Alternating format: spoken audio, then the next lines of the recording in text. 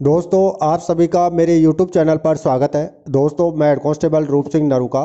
दोस्तों, आज का टॉपिक है पुलिस विभाग में संचालित CCTNS एप्लीकेशन से कौन कौन से कार्य किए जाते हैं, उन सभी के बारे में जानेंगे।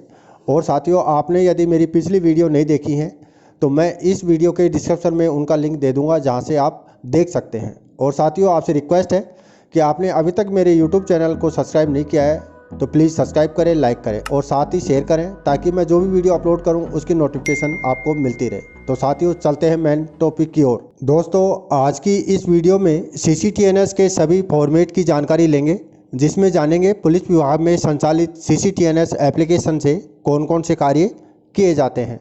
तो CCTNS को आप लॉगिन करेंगे तो CCTNS लॉगिन करने के लिए आप मोजिला फायरफॉक्स या गूगल क्रोम के सर्च इंजन में cctns.rajasthan.gov.in/login.htm ये टाइप करके इंटर करेंगे। इंटर करने के बाद में आपके सामने CCTNS का होम पेज इस तरह से दिखाई देगा, जिसमें आप अपनी यूज़र आईडी और पासवर्ड दर्ज करके और कैप्चा कोड दर्ज करके लॉगिन पर क्लिक करेंगे। जैसे ही क्लिक करेंगे तो आपके सामने CCTNS का होम पेज प्रदर्शित हो जाएगा, जिसमें है लेफ्ट कॉर्नर में 7 टैब दिए गए हैं। 1 नंबर टैब है जनरल डायरी, 2 शिकायत, 3 नागरिक सेवाएं, 4 पंजीकरण, 5 अनुसंधान, 6 अभियोजन, डेटा बैंक, रिपोर्ट और खोज और प्रश्न। इन सभी फॉर्मेटों के बारे में जानेंगे। पहले तो इन फॉर्मेटों में क्या क्या वर्क होगा उसके बारे में जानेंगे। पहला ऑप्शन है जनरल डायरी। जनरल डायरी के अंदर 3 ऑप्शन आपको मिलेंगे। जनरल डायरी विवरण जोड़ें, जनरल डायरी खोजें और देखें, और फोटो मिलान। ये 3 ऑप्शन आपके जनरल डायरी के अंदर मिलेंगे। उसके बाद में है दूसरा शिकायत नंबर। शिकायत के अंदर 1 नंबर है नई शिकायत का विवरण जोड़ें, शिकायत का पंजीकरण देखें, शिकायतों का जोड़ना और हटाना, शिकायत का स्थानांतरण, शिकायत के लिए जांच अधिकारी की नियुक्ति या पुनः नियुक्ति, शिकायत जांच रिपोर्ट का प्रस्तुतिकरण, शिकायत जांच रिपोर्ट स्वीकृत या अस्वीकृत करना। ये आपको शिकायत वाले फोल्डर में मिलेंगे। आगे है नगरीय सेवा। नगरीय सेवा में आपको कौन कौन से ऑप्शन मिलेंगे। 1 नंबर किराएदार/PG सत्यापन का अनुरोध, 2 घरेलू सत्यापन सहायता सत्यापन, 3 कर्मचारी सत्यापन, 4 पासपोर्ट सत्यापन अनुरोध, चरित्र प्रमाण पत्र अनुरोध, निजी सुरक्षा एजेंसी का सत्यापन, हथियार के लाइसेंस का निवेदन, अनुरोध/इन्वेंट प्रदर्शन, विरोध/हड़ताल के लिए अनुरोध, जुलूस अनुरोध करें, सेवा अनुरोध का कटिबद्धता या कड़ी विच्छेद, नागरिक सुरक्षा देखें, नागरिक प्रतिक्रिया। ये ऑप्शन आपको नागरिक सेवाएं के अंदर मिलेंगे। अगला टैब है पंजीकरण। पंजीकरण में हमें निम्न टैब प्रदर्शित होंगे। प्रथम सूचना रिपोर्ट IIF-1, गैर संघीय रिपोर्ट NCR, मरे हुए जानवर या लोभ पंजीकरण, मेडिको लीगल केस MLC, गुमशुदा व्यक्ति, खोई हुई संपत्ति, लापता मवेशी, अज्ञात मृत शरीर या आवारा भाविक मृत्यु, विदेश पंजीकरण, पुलिस नियंत्रण कक्ष C फॉर्म, निवारक कार्रवाई, लावारिस या पर्याप्त संपत्ति, अजनबी के रोल, आग हादसा, अज्ञात व्यक्ति। ये आपको पंजीकरण के अंदर मिलेंगे। अगला टैब है अनुसंधान। अनुसंधान में हमें निम्न फॉर्मेट प्रदर्शित होंगे। हिरासत की श्रृंखला IIF-2-IIF-5, नोटिस और आदेश, केस डायरी, प्रकरण प्रगति रिपोर्ट, संपत्ति संचालन चालान एवं रसीद, बाहरी एजेंसी, क्रिमिनल डोसियर, आपराधिक रूपरेखा, उद्घोषित अपराधी, जमानत विवरण, रिमांड प्रपत्र, पूछताछ प्रपत्र, धारा अल्टीरेशन मेमो के संशोधन, मामलों की पुनः कार्रवाई, आवंटन और मालखाना। ये आपको अनुसंधान वाले टैब में मिलेंगे। अगला टैब है अभियोजन। अभियोजन में हमें निम्न टैब प्रदर्शित होंगे। ई कोर्ट, वारंट बुलाने, कोर्ट केस संख्या, कोर्ट ट्रायल विवरण, कोर्ट केस निपटना फॉर्म IIF-6, अपील के फॉर्म का परिणाम IIF 7, जेल विस्तार से जोड़े, संपत्ति के मालखाना से रिलीज के लिए कोर्ट में आवेदन, view ICJM main statement, view operations information, view forensic information, view e person information, view e court information, ये आपको अभियोजन पक्ष वाले बॉक्स में मिलेंगे। अगला टैब है डेटा बैंक। डेटा बैंक में हमें निम्न फॉर्मेट प्रदर्शित होंगे: जनरल, ग्राम सूचना, ग्राम अपराध विवरण, कैदी विवरण, याचिका विवरण रिट, हथियार लाइसेंस के विवरण, फायरिंग या लाठीचार्ज विवरण जोड़ें, वरिष्ठ नागरिक सूचना, वरिष्ठ नागरिक सूचना देखें, एकल महिला जानकारी, एकल महिला जानकारी देखें, ड्रग गप्पी सूचना, दवा गप्पी सूचना देखें, सेक्स अपराधी सूचना, सेक्स अपराधी सूचना देखें, नागरिक पुलिस सूचना के लिए सहायक देखें, पुलिस सूचना के लिए सहायक नागरिक, और बीट विवरण, ये आपको डेटा बैंक वाले ऑप्शन में प्रदर्शित होंगे।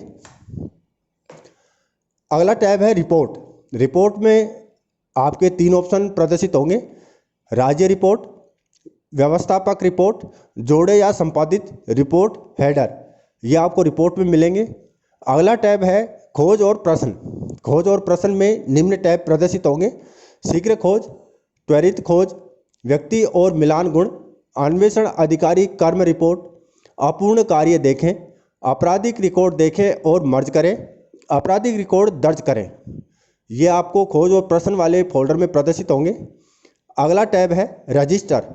रजिस्टर में हमें निम्न टैब प्रदर्शित होंगे: न्यायिक पुस्तकालय, मदद और अक्सर पूछे जाने वाले प्रश्न, ये आपको रजिस्टर वाले फोल्डर में प्रदर्शित होंगे। अगला टैब है मदद ओब्लिक अक्सर व अक्सर पूछे जाने वाले प्रश्न। इसमें है अक्सर पूछे जाने वाले प्रश्न, अक्सर पूछे जाने वाले प्रश्न देखना। ये सभी आपको फॉर्मेट, जो 7 फॉर्मेट थे, उन 7 फॉर्मेट में क्या क्या वर्क होगा, ये सभी मेन्यू मैं आपको बता चुका हूँ। लास्ट वाली जो आइकॉन है जहाँ पर एरो का निशान है, इससे इंडिकेट करता है कि आप CCTNS से यदि लॉगिन होते हैं तो उसके लिए आपको लेफ्ट कॉर्नर में यूज़र अकाउंट वाले ऑप्शन पर क्लिक करेंगे। क्लिक करने के बाद में लास्ट ऑप्शन है आपका लॉग आउट। आप इससे लॉग आउट हो सकते हैं। यहीं से आप फॉरगेट पासवर्ड भी कर सकते हैं। ये इसमें इसका विवरण है। अब हम बात करेंगे CCTNS के माध्यम से जो पुलिस विभाग में कार्य होता है, उन्हें एक एक करके जानेंगे कौन कौन से कार्य होते हैं CCTNS में। तो 1 नंबर है प्रारंभ रोजनामचा की रपट दर्ज करने की प्रक्रिया। दूसरा है गोशवारा नफरी मुलाजमान की। तीसरा है लंबित प्रकरण की सूचना दर्ज करने की प्रक्रिया। 4 संतरी की बदली की रपट दर्ज करने की प्रक्रिया। आमद रवानगी की रपट दर्ज करने की प्रक्रिया। 6 151 की कार्रवाई दर्ज करने की प्रक्रिया। 7 है IIF 1 FIR GD में दर्ज करने की प्रक्रिया। 8 IIF 1 FIR दर्ज करने की प्रक्रिया। FIR दर्ज करने से पहले उसकी रोजनामचा में एंट्री की जाती है। 9 नंबर आरंभ केस डायरी की रपट दर्ज करने की प्रक्रिया। जैसे ही हम FIR दर्ज कर लेते हैं, उसके बाद में वो IO को ट्रांसफ़र हो जाती हैं। तो IO अपनी केस डायरी से आप कौन कौन सी उसमें रपट संधारित करता है। केस डायरी में प्राप्त FIR रपट दर्ज करने की प्रक्रिया। 11 नंबर केस डायरी में रवानगी अनुसंधान अधिकारी दर्ज करने की प्रक्रिया। 12 में केस डायरी में पहुंच अनुसंधान अधिकारी दर्ज करने की प्रक्रिया। बयान 161 CRPC साक्ष्य कथन दर्ज करने की प्रक्रिया। आगे है वापसी अनुसंधान अधिकारी की रपट दर्ज करने की प्रक्रिया। 15 जांच अधिकारी की टिप्पणी दर्ज करने की प्रक्रिया। 16 केस डायरी बंद करने की प्रक्रिया। ये एक IO के फॉर्मेट थे 5-7। उसके बाद में हम चलते हैं 17 नंबर पे नक्शा मौका। IIF 2 अपराध विवरण प्रपत्र दर्ज करने की प्रक्रिया। 18 गिरफ्तारी ओब्लिक आत्मसमर्पण IIF 3 GD में हम पहले उसकी रपट दर्ज करते हैं, उसकी प्रक्रिया। 19 पे गिरफ्तारी आत्मसमर्पण IIF 3 दर्ज करने की प्रक्रिया। 20 संपत्ति जब्ती IIF 4 फॉर्म की रोजनामचा में रपट दर्ज करने की प्रक्रिया। 21 संपत्ति जब्ती IIF 4 फॉर्म दर्ज करने की प्रक्रिया। 22 चार्जशीट या FR अंतिम प्रपत्र IIF 5 दर्ज करने की प्रक्रिया। 23 गुमशुदा व्यक्ति का पंजीकरण की रपट GD में दर्ज करने की प्रक्रिया। 24 गुमशुदा व्यक्ति का पंजीकरण करने की प्रक्रिया। उन सभी को हम बारी बारी से एक एक को हम किस तरह से हम मेंशन करते हैं CCTNS में। तो सबसे पहला फॉर्मेट है हमारा आरंभ रोजनामचा। तो आरंभ रोजनामचा आपको ध्यान रहे कि 001 AM पर आपका रोजनामचा आरंभ किया जाता है। इसके लिए आरंभ करने के लिए आपको बाहर साधक अधिकारी की व्यक्तिगत CCTNS की ID से आपको लॉगिन होना होगा। एक नंबर सेटअप है, सबसे पहले आपको जनरल डायरी का विवरण जोड़े पर क्लिक करेंगे। 2 जनरल डायरी के प्रकार में प्रशासनिक का चयन करेंगे। 3 जनरल डायरी का उप प्रकार में दैनंदिनी का आरंभ का चयन करेंगे। प्रविष्टि अधिकारी के लिए HM के नाम का चयन करेंगे। विषय में आरंभ रोजनामचा टाइप करेंगे और संक्षेप जनरल डायरी में इस समय थाना हाजा का रोजनामचा आम आगामी 24 घंटों के लिए कार तहरीर जय निगरानी श्रीमान SSO साहब के लिखना आरंभ किया जाता है। ये रपट आप संक्षिप्त विवरण में डालेंगे। उसके बाद में प्रस्तुत करे पर क्लिक करेंगे। जैसे ही आप प्रस्तुत करे पर क्लिक करेंगे तो आपका रोजनामचा आरंभ की एंट्री आपके इसमें सहजतापूर्वक सहज दी जाएगी। तो ये प्रक्रिया थी आरंभ रोजनामचा की। 2 नंबर है गोसवारा मुलाजमान। ये प्रतिदिन CCTNS में रपट दर्ज होती है। हमेशा ध्यान रखें कि रोजनामचा आरंभ के बाद दूसरी रपट गोसवारा मुलाजमान की रपट डाली जाएगी। इसके लिए भी बाहर साधक अधिकारी की ID को ओपन करेंगे। 1 नंबर सबसे पहले आपको जनरल डायरी का विवरण जोड़े पर क्लिक करें। 2 जनरल डायरी के प्रकार में अन्य का चयन करें। जनरल डायरी का उप प्रकार में अन्य का चयन करें। प्रविष्टि अधिकारी के लिए HM के नाम का चयन करें और विषय में टाइप करें गोसवारा मुलाजमान टाइप करें। संक्षेप जनरल डायरी में आप नाम मुलाजमान, पद, नंबर, हाजिर, अवकाश, ड्यूटी, गैर हाजिर, दिनांक रपट जिसमें मुलाजमान की सूची जैसे कि इसमें प्रदर्शित हो रही है, इस तरह से आप रपट दर्ज करेंगे और लास्ट में प्रस्तुत करे पर क्लिक करेंगे। इसी के साथ आपका वो प्रस्तुत हो जाएगा। तीसरा सेटअप है लंबित प्रकरण। सबसे पहले आपको जनरल डायरी का विवरण जोड़े पर क्लिक करें। जनरल डायरी का प्रकार में प्रशासनिक का चयन करें। जनरल डायरी का उप प्रकार में लंबित मामलों का संक्षिप्त विवरण का चयन करें। प्रविष्टि अधिकारी के लिए HM के नाम का चयन करें। विषय में विचाराधीन प्रकरण टाइप करें। संक्षिप्त जनरल डायरी में आप टाइप करेंगे, इसमें वो प्रकरण आएंगे जो विचाराधीन है, जैर तफ्तीश या एवं वो चालान FR जो कोर्ट में पेश होना शेष है, वो मुकदमे जो 299 में पेंडिंग है, वो मुकदमे जो 173/8 में पेंडिंग है आदि को आप इस संक्षिप्त जनरल डायरी में दर्ज करेंगे। उसके लास्ट में आप प्रस्तुत करे पर क्लिक करेंगे। तो इस प्रकार से आपका लंबित प्रकरण वाली जो रपट है वो रोजनामचा में सहजतापूर्वक सहज दी जाएगी। उसके बाद में स्टेप नंबर 4 है संतरी की बदली। सबसे पहले आपको जनरल डायरी का विवरण जोड़े पर क्लिक करेंगे। जनरल डायरी के प्रकार में प्रशासनिक का चयन करेंगे। जनरल डायरी का उप प्रकार में संतरी की तब्दीली का चयन करेंगे। प्रविष्टि अधिकारी के लिए HM के नाम का चयन करेंगे। विषय में बदली संतरी पहरा टाइप करें। संक्षिप्त जनरल डायरी में इस समय थाना हाजा की निगरानी बदली जय निगरानी HM थाना के श्री राकेश कांस्टेबल 266 से श्री हरिराम कांस्टेबल 1200 को मैं SLR में 10 राउंड कारतूस तालाबंद भंडार एवं समस्त सामान सरकारी के दुरुस्त हालत में संभलाया गया आदि आप उसमें टाइप करेंगे। उसके बाद में आप प्रस्तुत करे पर क्लिक करेंगे। जैसे ही आप क्लिक करेंगे तो आपकी संतरी बदली की रपट है वो CCTNS में सहजतापूर्वक सहज दी जाएगी। साथियों, ये वीडियो काफ़ी लंबी है तो आप प्लीज़ बीच में आप इसको लॉक ना करें, आप बैक ना आएँ और आप इनको ध्यानपूर्वक देखें।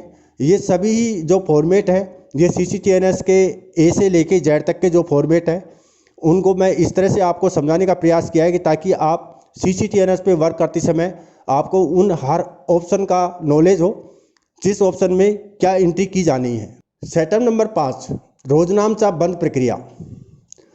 हमेशा ध्यान रखें कि रोजनामचा 2359 PM पर बंद होता है। भारसाधक अधिकारी की आईडी को आप ओपन करेंगे रोजनामचा बंद करने के लिए। सबसे पहले आपको जनरल डायरी का विवरण जोड़े पर क्लिक करें। जनरल डायरी के प्रकार में प्रशासनिक का चयन करें। जनरल डायरी का उप प्रकार में दैनंदिनी समाप्त का चयन करें। प्रविष्टि अधिकारी के लिए HM के नाम का चयन करें। विषय में बंद रोजनामचा टाइप करें। संक्षेप जनरल डायरी में इस समय थाना हाजा का रोजनामचा आगामी 24 घंटों की कार्यवाही के बाद कार तहरीर जय निगरानी श्रीमान SHO साहब के लिखना बंद किया जाकर श्रीमान को सादर प्रेषित है।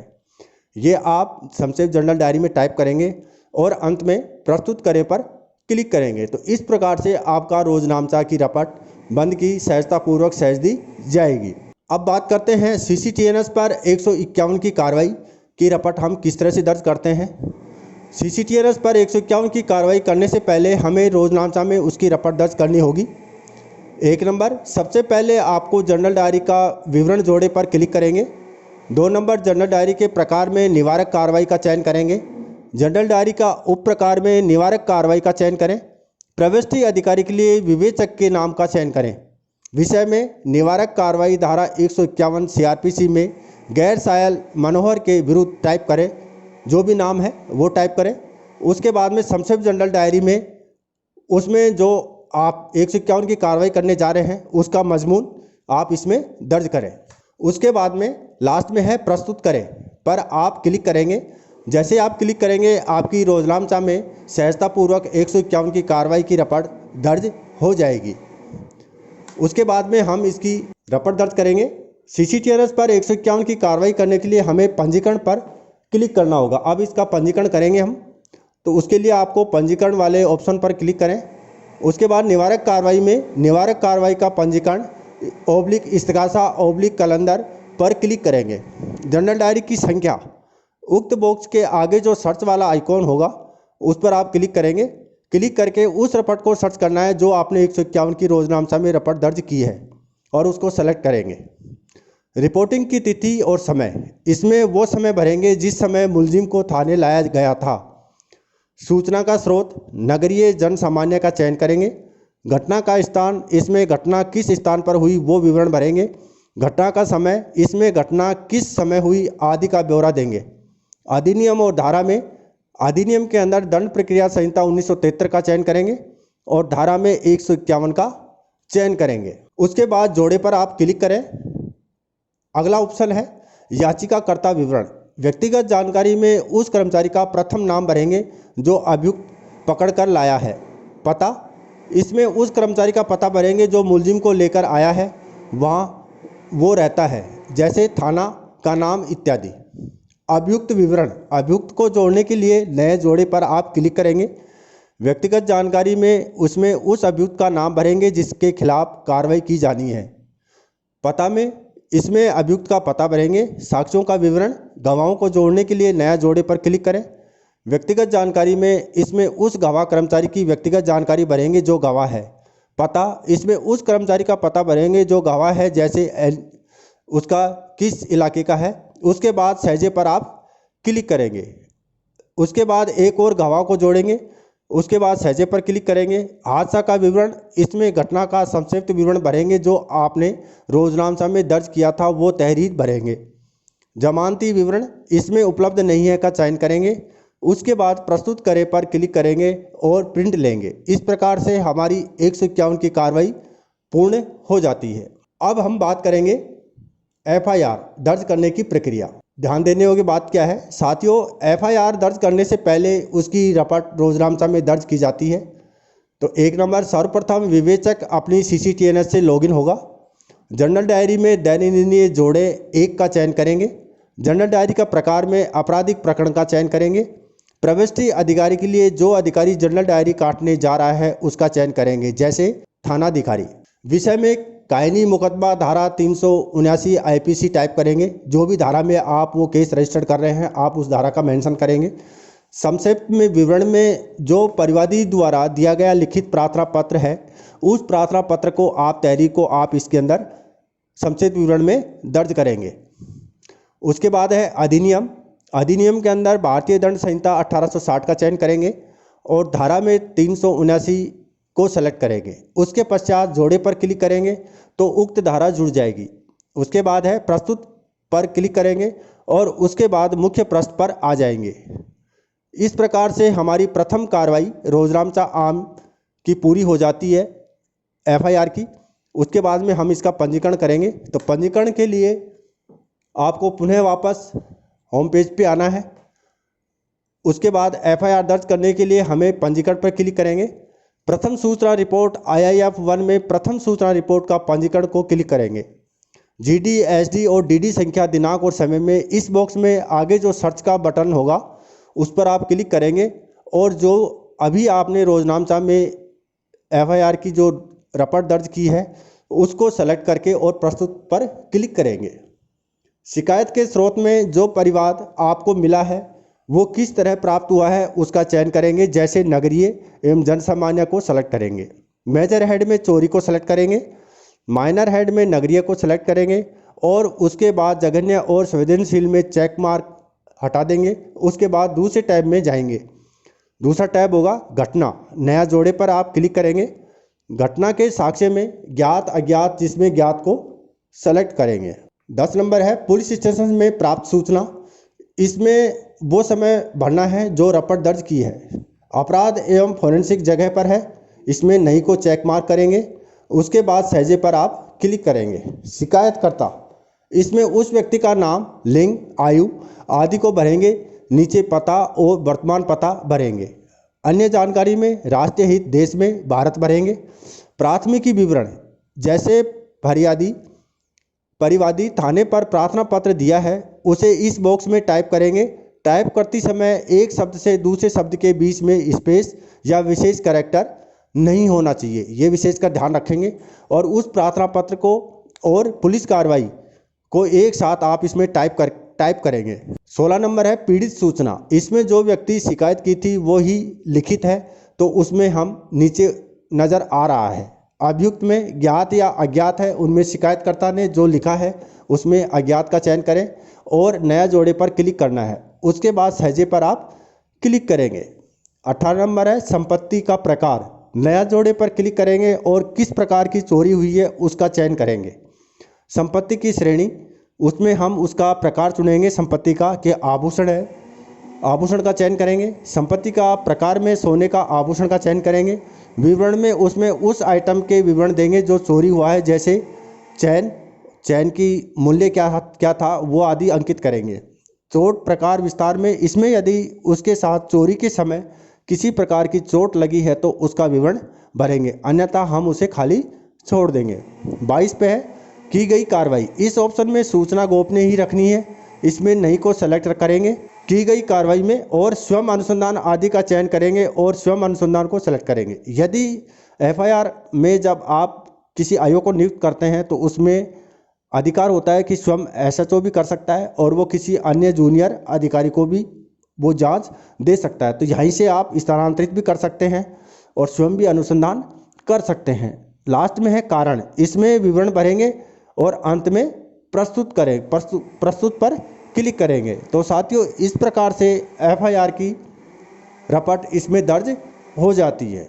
और साथियों ये था रोजनामचा में जो प्रतिदिन जो रपट दर्ज की जाती है उनकी जानकारी, और साथ में हमने सीखा IIF-1 के फॉर्मेट की जानकारी। तो साथियों इसी के साथ हमारा ये अध्याय यहीं समाप्त होता है। और आपसे रिक्वेस्ट है कि आपने अभी तक मेरे YouTube चैनल को सब्सक्राइब नहीं किया है तो प्लीज़ सब्सक्राइब करें, लाइक करें और साथ ही शेयर करें। तो साथियों इसी के साथ दे इजाज़त। जय हिंद, जय भारत।